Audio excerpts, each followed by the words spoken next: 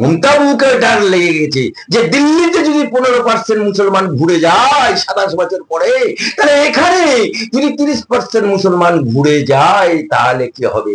ये डर बंगाल को अच्छा लगा, ये डर एडवोकेट अली अब्दुल चंद को अच्छा लगा। ममता बुबू, ममता खाला, ममता आपा उर्फे ममता बनर्जी, याद करो 2021 সাল তুমি কি বলেছিলে যে সারা পশ্চিম বাংলায় 200 কতজন বিধানসভায় দাঁড়িয়েছে তৃণমূলের জোড়াফুল চিহ্নে, কেউ প্রার্থী না, আমি একাই প্রার্থী।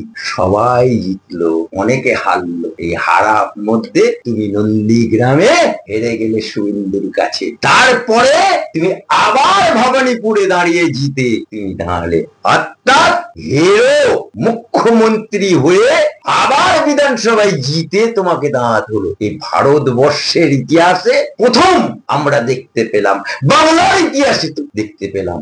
আর সেই 2021-এর আঁকড়া কি বলছে যে 5 to 7% তুমি হিন্দু ভোট পেয়েছো, বাকি সব মুসলমান ভোট পেয়েছো। মুসলমান ভোট কি করে পেয়েছো তুমি? মুসলমান ভোট তুমি পেয়েছো তোহা সিদ্দিকী, সিদ্দিকুল্লাহ চৌধুরী, ফিরহাদ হাকিম, টিপু সুলতান মসজিদের ইমাম, নাকোদা মসজিদের ইমাম, ফরিদ খাঁ থেকে শুরু করে যত বাংলায় ইমাম আছে, মুয়াজ্জিন আছে, তাদেরকে বলে দিলে যে যদি না আমাকে ভোট দেওয়াতে পারো, জেতাতে পারো, তোমাদের সব বন্ধ হয়ে। তাই মুয়াজ্জিনরা, ইমামরা মসজিদে দাঁড়িয়ে প্রচার করতে শুরু করল। মমতা ব্যানার্জি পাশার কাছে মসজিদে ঢুকে গেল প্রচার করতে। মুসলমানদেরকে কি বলা হলো? মুসলমানদেরকে বলা হলো, বাবারা, আব্বাজানেরা, খালুয়াপাড়া, মায়েরা, বুবুরা, খালারা, আপনারা যদি মমতা ব্যানার্জিকে ভোট না দেন, যদি বিজেপি ক্ষমতায় চলে আসে, তোমাদেরকে আজান দেওয়া বন্ধ করে দেবে, তোমাদের কোরআন পড়া বন্ধ করে দেবে, তোমাদেরকে পাকিস্তানে পাঠিয়ে দেবে, তোমাদেরকে বাংলাদেশে পাঠিয়ে দেবে, তোমাদেরকে আফগানিস্তানে পাঠিয়ে দেবে এনআরসি এর মাধ্যমে। জুজুর ভয় দেখিয়ে মুসলমানরা একটা হয়ে তোমাকে ভোট দিল, দিয়ে মুসলমানদের ভোটে জিতে তুমি ক্ষমতায়ন হয়েছো। আবার মুসলমানদেরকে তুমি জুজুর ভয় দেখানোর জন্য বলছে আমি একা নন্দীগ্রামে হেরেছো, এবারে কোথায় দাঁড়াবে, কোথায় দাঁড়িয়ে জিতবে।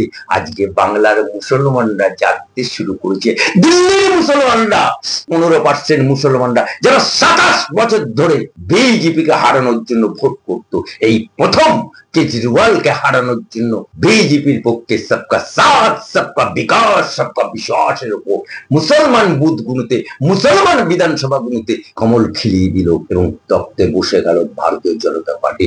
আর ওই ডর আজকে মমতা বুকে লেগে গেছে। মমতা বুকে ডার লেগে গেছে যে দিল্লিতে যদি 15% মুসলমান ঘুরে যায় 27 বছর পরে, তাহলে এখানে যদি 30% মুসলমান ঘুরে যায় তাহলে কি হবে। এই ডার बंगाल को अच्छा लगा, ये डर एडवोकेट अली अब्दुल चंद को अच्छा लगा।